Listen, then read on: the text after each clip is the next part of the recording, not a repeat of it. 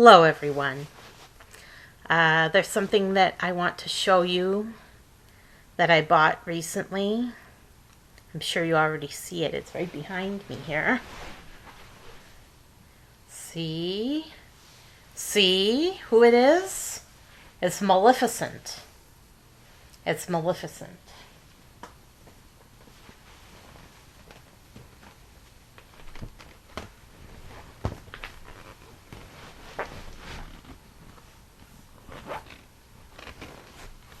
So, that is Maleficent. And I will let you know right now, I have to give this legal disclaimer. You know, the legal department makes me do this. That I am in no way affiliated with Disney that created the character of Maleficent. But, obviously they were very inspired to create Maleficent because they wanted people to know about Goddess. The producers at Disney wanted people to know about Goddess, and specifically they worship a dark goddess, and or what you might say an evil goddess, and her name is Maleficent. So, why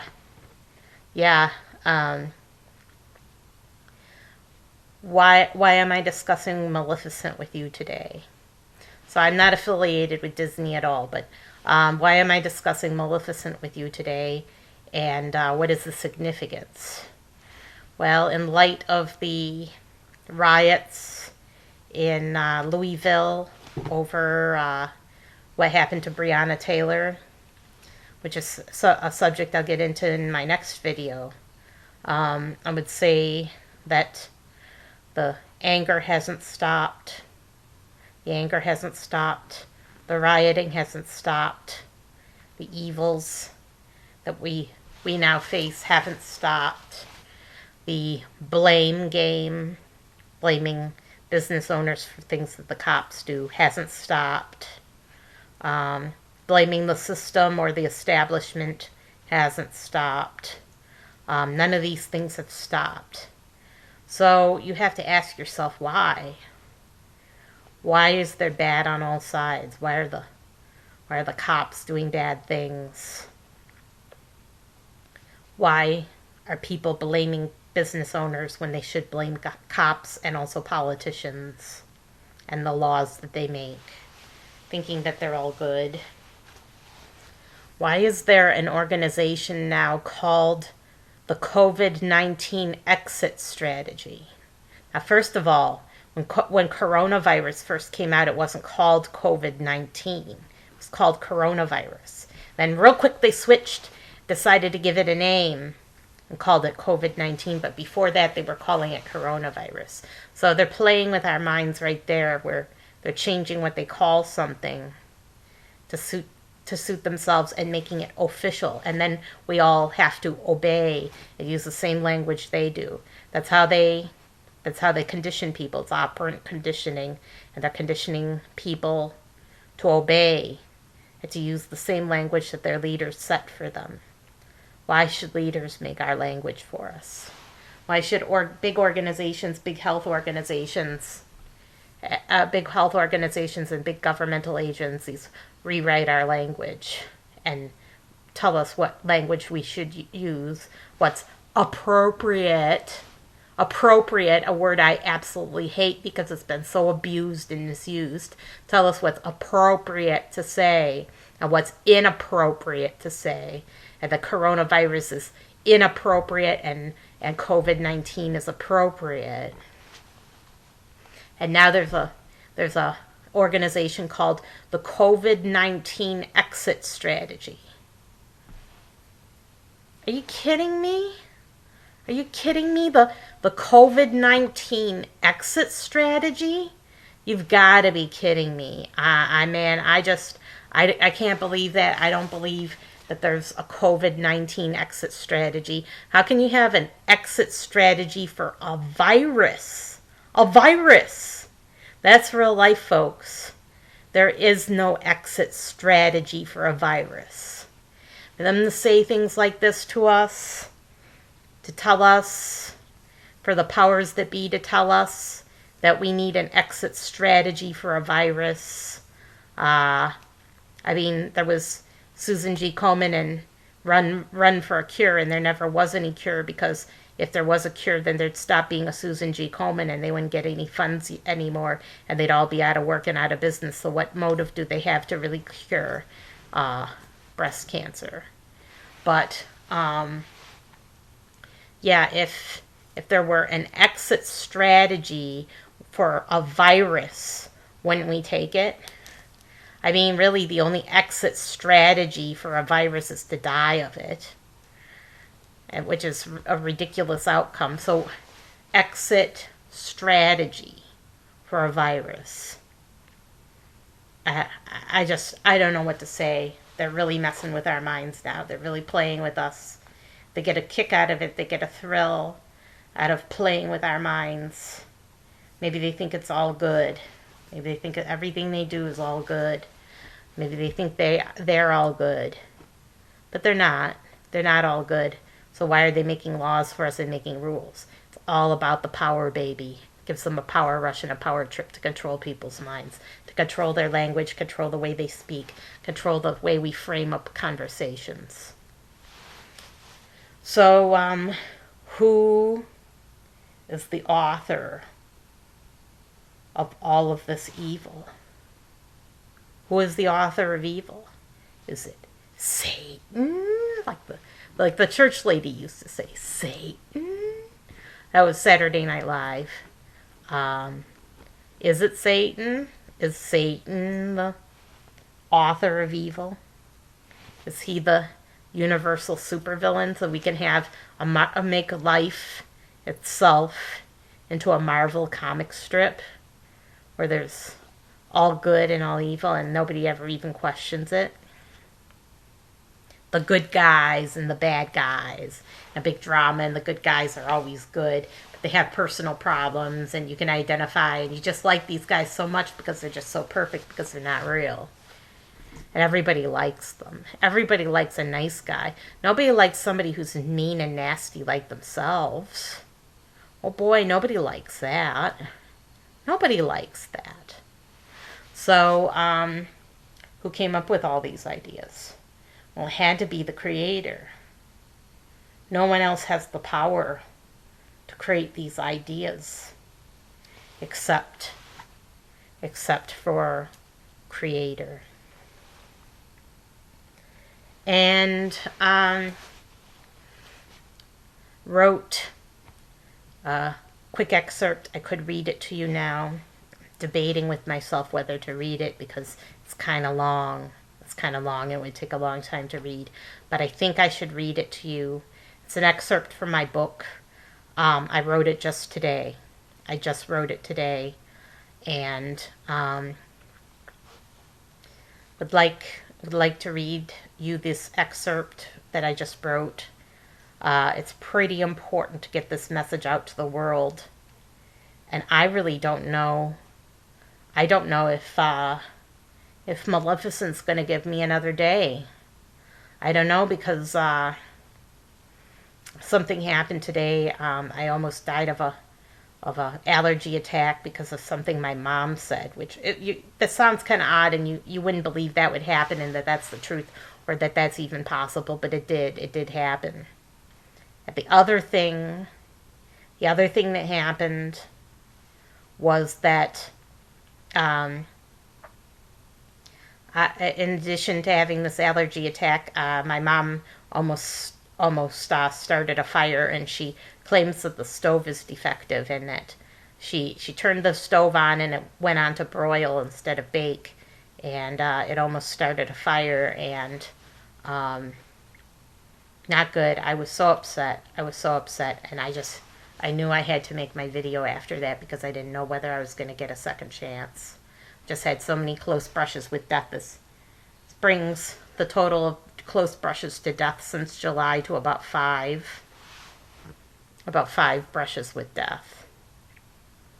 So I'm pretty upset. I'm pretty upset about this. So I'm gonna read you the excerpt now. Enjoy. The problem of evil is a thorny one. Can a God be all-powerful, all-knowing, and all-good at the same time when the world created by that God is full of evil? The answer is no. Is the creator of the whole universe weak? Is this creator closed off from all knowledge of the workings of the human mind? Is this creator, as a certain ex-friend of mine believes, weak yet basically good? Look at the mighty works of the creator. Look at the intricacies and nuances of creation, the tallest mountains to the tiniest creature. The answer will have to be no again. The single most popular idea ever invented by human beings is that of a singular, all-good, all-powerful, all-knowing creator. Other religions have failed to survive in the climate of human ideas. Yet humans also rejected Goddess. So how can any of them be right? In fact, they were sent to Earth in the first place because they were all wrong. In their grasping after goodness, they have invited evil into themselves. They have grasped too hard, and goodness has eluded them. Even they themselves are not all good, but they nurse the conceit that evil is their neighbor's problem, and that their God is all good and on their side, and shall rescue and vindicate them from the others. This too is a product of their personal corruption of spirit. For while Goddess made human souls good in the beginning, she also gave them the potential to do evil. We call this free will. Why? Is it possible for there to be anything good about evil? We must confront the fact that our Creator, whoever that may be, is all-knowing, all-powerful, but not all good. Of course, there is much that is good in the world.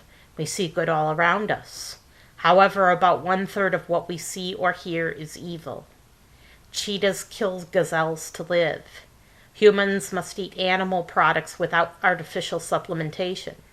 There are wars all the time, and the world is on the verge of war. The Creator must be part good and part evil. This evil side must have a name.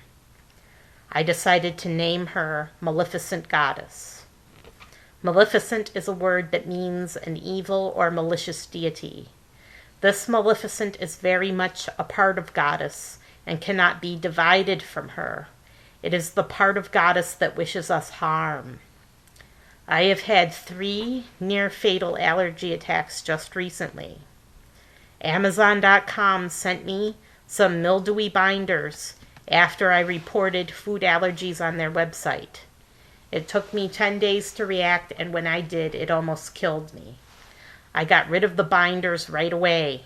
As I was returning the binders, I waved at a fire truck out of friendliness. They drove straight toward me at full speed, and I had to run for my life. Today, on this very day, my mom said to me, "You'll react to the honey if you keep eating it.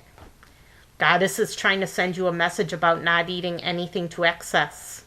You'll have an allergic reaction just like you did to all those other foods." No sooner had she said those words than I began to have an allergic reaction. I had to retire to my room and try to calm down, and then the allergy attacks slowly went away. So I am now allergic to my mom's words. The doctors refused to believe I had allergies even after my 911 call, in which I was clearing my throat, then coughing, then hyperventilating, and administered an EpiPen to myself.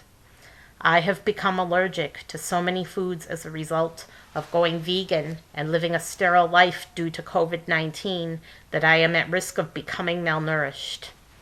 The doctor in emergency did not believe me when I told him that either. There are very few things I used to enjoy that I can still eat. I am currently a vegetarian who eats eggs, as I am now allergic to dairy, but that may change. In light of this, and in light of the evil I see all around me, I must confront a hard truth. Evil exists, and Goddess created it on purpose. There is not one thing I can do about it or do to change it.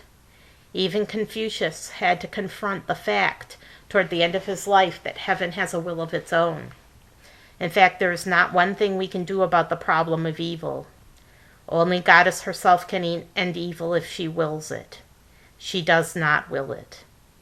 Who is Maleficent Goddess? What should we know about her? What is her significance to us? What does her existence mean for our lives? Maleficent desires worship. Maleficent wants her creations, upon whom she bestowed the gift of evil, to bow down and worship her. She desires this worship very badly. If we do not worship Maleficent or try to understand her, she will try to kill us. Then we may end up someplace worse than before. Maleficent invented anger, revenge, justice, and the maliciousness of the criminal. She wants honor for this contribution to creation. The more positive side of Goddess embraces Maleficent, tries to understand Maleficent, and does not reject her. Although the two sides are very different, they are united and cooperative with one another. As Goddess spontaneously arose, she had no creator except for herself, and as she exists on her own cyclical timeline and not our own, she is very different from human beings. Her mind and her powers are inconceivably vast. Maleficent was there from the beginning, evolving naturally, unlike human beings, growing, expanding, becoming more and more complex, and the different aspects of Goddess were able to move in different directions. There was Good Goddess, who produced everything from the exquisitely good to the mundane and neutral, and Maleficent Goddess, who concentrated on perfecting every aspect of evil. Goddess's good side does not particularly desire worship, as she is indifferent to self-honor and divorced from overwhelming passions. On the other hand, Maleficent is a seething cauldron of passion, who becomes more emotional and passionate by the day, and desires worship more and more with each passing day. Both sides of Goddess, however, when united with a single mind, see that worship is natural to human beings, for so she created them, and that worship is good for them. Thus, Maleficent's penchant for worship is indulged by the good side of Goddess. In addition, it should be understood that Maleficent is a part of Goddess at every stage of her development. Goddess the child is just as capable of evil as Goddess the mother and Goddess the crone. The only difference is one of degree. While children can be thoughtlessly malicious and cruel, so too can the maiden Goddess be this way, for we were created in her mental image. Likewise with the mother and the crone. Regardless of life stage, evil is with both us and Goddess. Goddess signified this with a sign. The day I decided that Goddess must have a dark side and prayed to her about it, there was a giant rainbow in the sky just a few minutes later. I felt Goddess's sympathy wash over me, and I knew that I must tell the truth to the world. What does Maleficent want? Does she want sacrifice, including human sacrifice? No, she does not want human sacrifice. Instead, she wants what it is impossible for some individuals to give: tolerance. Tolerance of her creation, tolerance of human flaws, tolerance of other people, and especially tolerance of her. She desires that we leave our troubles with her, and rather than seek revenge, let her seek and destroy wrongdoers. This she does remarkably well. Goddess came up with all of these ideas. On the many worlds that sustain life, Goddess carries on countless soap operas that she has conceived and continues to conceive. Resistance is futile. In our own small way, we are co-creators with Goddess due to free will, and as our spirits are composed of her essence, we are a strong part of Goddess collectively. In this way, Jesus was right. He was the Son of God. It was not, however, the God he thought it was, as he conceived of an all-male, all-good God, and believed that he was this God's only Son, and that he himself would sit on the right hand. Millions since have agreed with him. So what should we do with this knowledge? All we can do is devise ways in which we can worship Maleficent, thus propitiating her. And also, I forgot to mention that we are all sons and daughters of God. So that is how Jesus was right, because we are all sons of and daughters of God. So of course he was a son of God, but we're all sons and daughters of the goddess. So what should we do with this knowledge? All we can do is devise ways in which we can worship Maleficent, thus propitiating her. You cannot fight Goddess's will or her desires. No one can stand against a being with the power of creation on the scale with which Goddess has conceived it. Some men worship ideas. These too are Goddess's creation, and perhaps her greatest achievement, even greater than the physical universe, which many people suspect is an illusion. Goddess can appear to us as a human being if she chooses. In fact, she can appear wherever and whenever she likes. There is no fighting her. That would seem a logical conclusion. Maleficent, in addition, possesses a kind of evil beauty. There is no denying her seductiveness to men. Men have even sacrificed their only sons to her in an attempt to gain her favor, but were swiftly caught, tried, and punished by her will. From this we do not learn to commit sacrifice in secrecy. Rather, we learn to worship her in some other way. Maleficent wants us to seek the good, and wants us to be as good as she is evil. Can Goddess ever really be considered evil? Goddess only wants to be understood by us. Maleficent does not want to be feared. She hates craven cowards. Instead, she wants us to try and understand her and understand evil. How can we understand what is so senseless? That is the whole point. Evil is senseless. It is impossible to understand. It does not serve some higher purpose. It is a natural outgrowth of creation. It is part of nature. It is part of the nature of living things, from the smallest virus to the largest whale. Even the elements such as weather and volcanoes are by nature malicious, but not all of the time, just sometimes. In just such a way, Goddess has both a good and evil nature, and cannot be considered either all good or all evil. We must divorce ourselves from the idea that evil corrupts absolutely, that it is like a poisoned well that destroys all goodness, that men are either all good or all evil themselves, that once fallen can never be redeemed. All of these ideas are false ones. Goddess beckons us to share ultimate wisdom along with her. Just as Goddess, in her endless creativity and variation, created good, evil, and shades of gray, so too did she create humans with various capabilities and levels of understanding. She created both the vast souls, the great and mighty, and also the small. There is also great variation among the higher intelligences.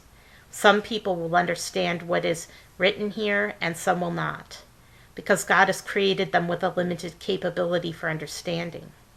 Such individuals will follow others and believe what they are told by their parents and leaders they respect. Their choice of religion reflects this simplicity. One reason for Jesus' popularity is that he told very simple parables, which appealed to simple people. Simple people have not perished yet, nor by Goddess's will simple people perish. She wants to rescue these individuals from their corruption of spirit by changing their hearts, not their minds. No force on earth can stop this from happening. In fact, the elements themselves will aid in this happening, for so Goddess wills it. No matter how powerful you think there is another who is greater than you among men, as well as Goddess. You are far from all powerful. Yet occasionally you may sit in judgment of your Creator, as the atheists do. Goddess willed that you should do so, otherwise you would be incapable of doing so. While you are contemplating that, or conceiving of yourself as the God of your own ideas, understand there is nothing new under the sun, and ideas, which are essences of soul, have a life of their own. You can grasp them, but you did not invent them. Other people are capable of grasping these same ideas too.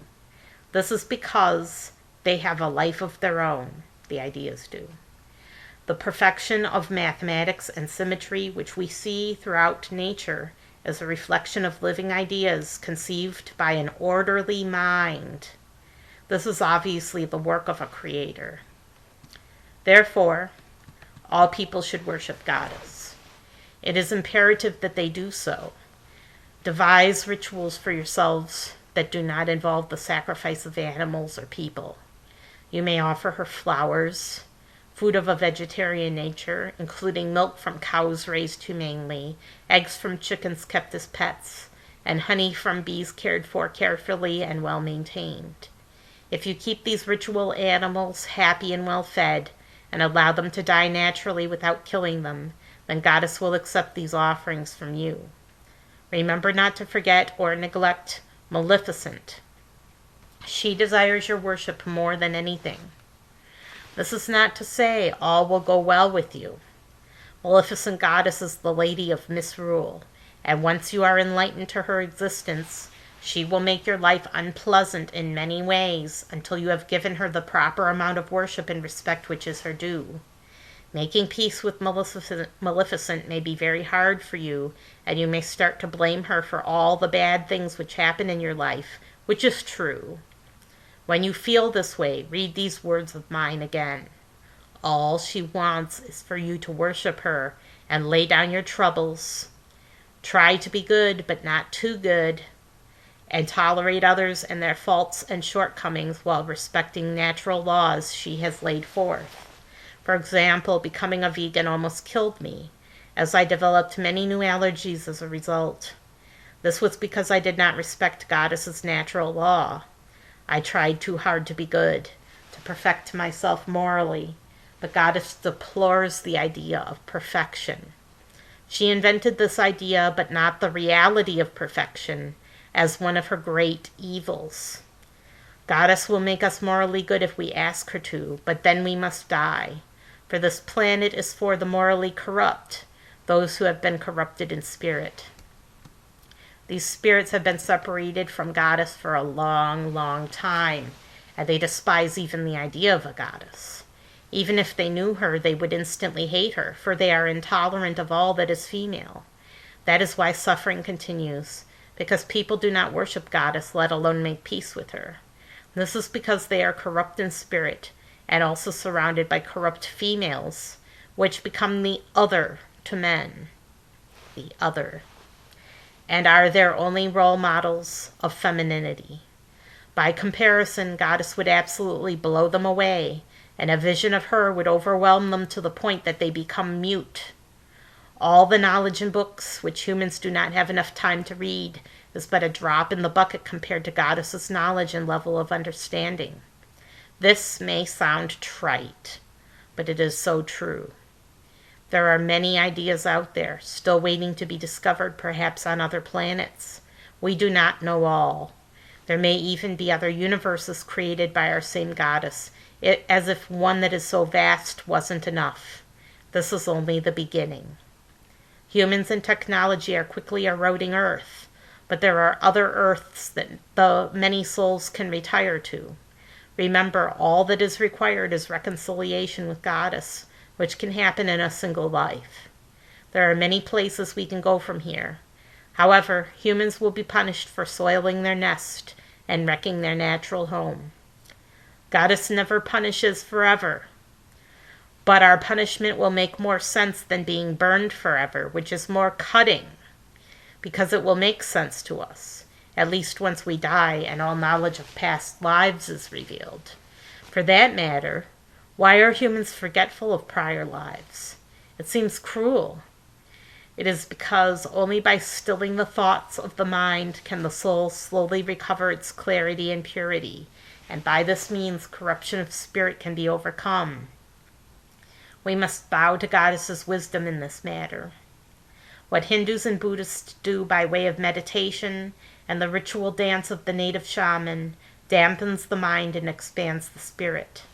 If corruption of spirit continues, the common man may continue to reject Goddess. Great spiritual leaders, on the other hand, will be able to make peace with Goddess once they meet her. Those who preach intolerance will not be able of themselves to make peace with her, not because she wills it, but because they tend to choose another way. Goddess does not wish to overwhelm such souls. She only wishes to make them less corrupt.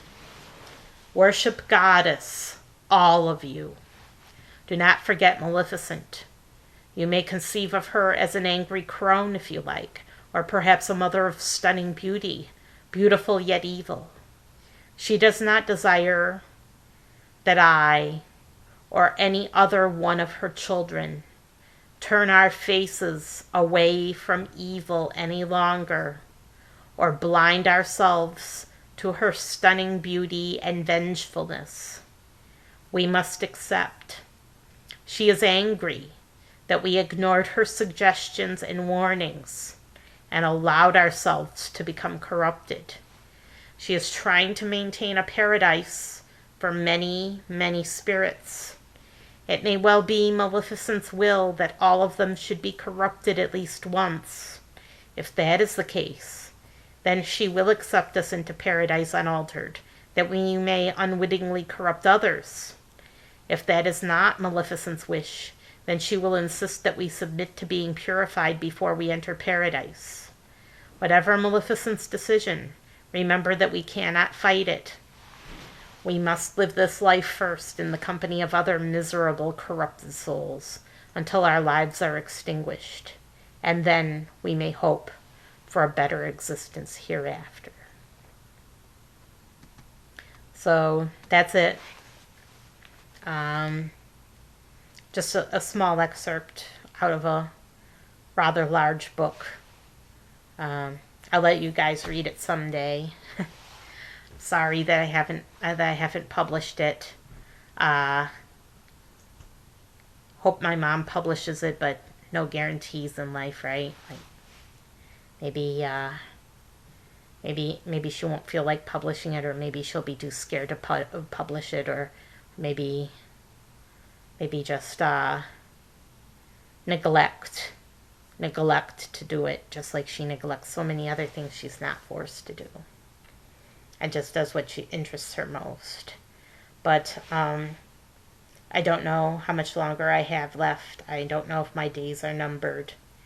Every single day there I had 2 close call brushes with death today. It just seems like death has entered my life on a daily basis. I don't know. Maleficent seems to be she's going nuts. She's going nuts because she wants to be known and she wants to be worshipped so badly, and she just wants me to make these videos so badly. That's what I assume. Maybe she doesn't want to be known. Like maybe she thinks it's better if people are kept in the dark. Though I kind of doubt that. I kind of doubt that Maleficent would want to keep people in the dark. I really think that why would she do these things and get our attention, and once we have her attention, not want to be known? It makes no sense. It makes no sense. Why would she want to stay anonymous? Why would she want to hide in the shadows? Hide in the shadows and not be known by us? Wouldn't she want to be known? And wouldn't she want all aspects of her to be understood? Why would she put such a high emphasis on knowledge and learning like we do here on Earth? Like we do here on Earth, and give us knowledge and learning, and even the ability to comprehend, unless it was all so we could know her, learn about her, understand her better. Just a thought. So I'll leave you with that. And I'm going to make some back-to-back videos. I'm going to make another video. And I'll see you next time.